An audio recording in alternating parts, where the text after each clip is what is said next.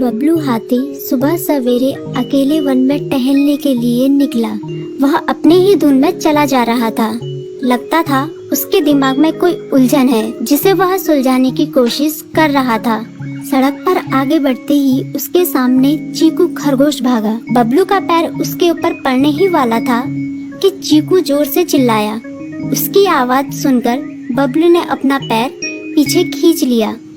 कहाँ खोए हो बबलू भाई? कहीं नहीं, बस कुछ ऐसे ही सोच रहा था। किस बारे में?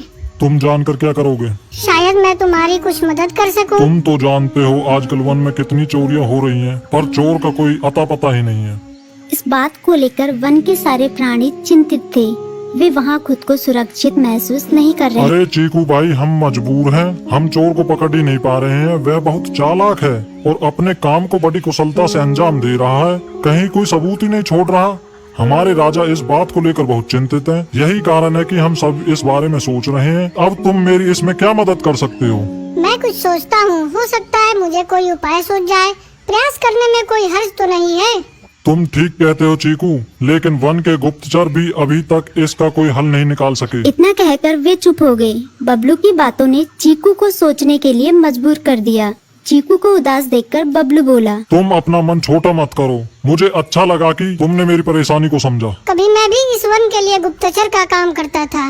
एक बार मेरी टांग टूट जाने से मेरे अंदर फुर्ती नहीं रही, तब से मैंने चीकू, तुम चाहो तो यह काम दोबारा कर सकते हो। वन के प्राणी ज्यादातर दिन में भोजन की तलाश करते हैं, वे रात को आराम करते हैं। तुम दिन रात दोनों में ही भोजन की तलाश में निकल सकते हो सकता है रात को तुम्हें कुछ ऐसी बातों का पता चल जाए जो हमारे काम की हो। हाँ बबलू, तुम ठीक कहते हो। मैं आज रात को वन में घूमकर इस बात का पता करने की कोशिश करता हूँ। थोड़ी देर बातें करके चीकू अपने बिल की ओर बढ़ गया और बबलू अपने रास्ते चला गया।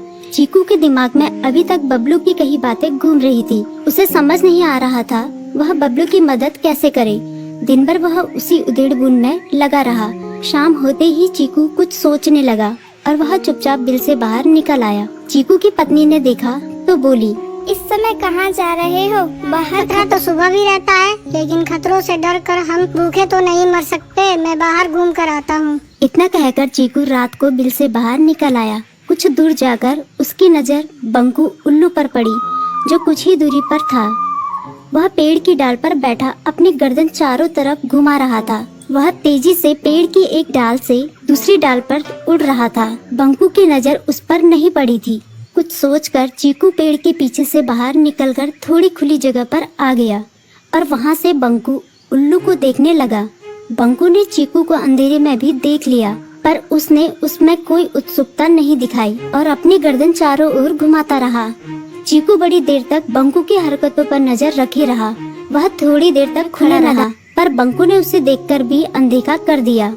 उसने महसूस किया कि बंकू के आसपास चमकू चमगादड़ भी मंडरा रहा था। कुछ देर वन में घूमने के बाद चीकू अपने बिल में लौट आया और सुबह होने का इंतजार करने लगा। अगली सुबह बबलू उसी रास्ते में जा रहा था। रास्ते में चीकू उसका इंतजार कर रहा था।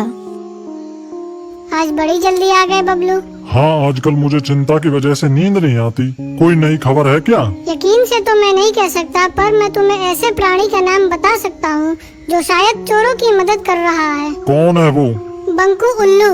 इतना कहकर चीकू ने रात की घटना उसे ज्यों की त्यों सुना दी। इसे सुनकर बबलू का माथा ठनका।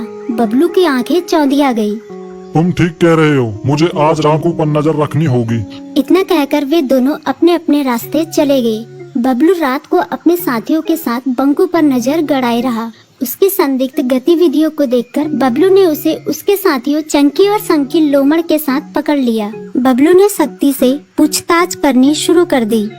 तुम इस समय बंकू चमकू के साथ क्या कर रहे हो? हम चारों दोस्त हैं, इसलिए साथ बैठकर बातें कर रहे हैं। चमगादड़ और उल्लू की दोस्ती तो समझ में आती है, पर लोमड़ के साथ दोस्ती कैसे हो सकती है? सख्ती से पूछने पर दोनों ने अपना जुर्म कबूल कर लिया और सभी चोरियों के बारे में बताया जो उन्होंने कुछ दिन पहले वन में की थी। बबलू ने उनके चोरी का सारा सामान भी बरामद कर लिया। बंकू और चमकू को अभी तक समझ में नहीं आ रहा था कि वो इतनी आसानी से कैसे पकड़ में आ गए।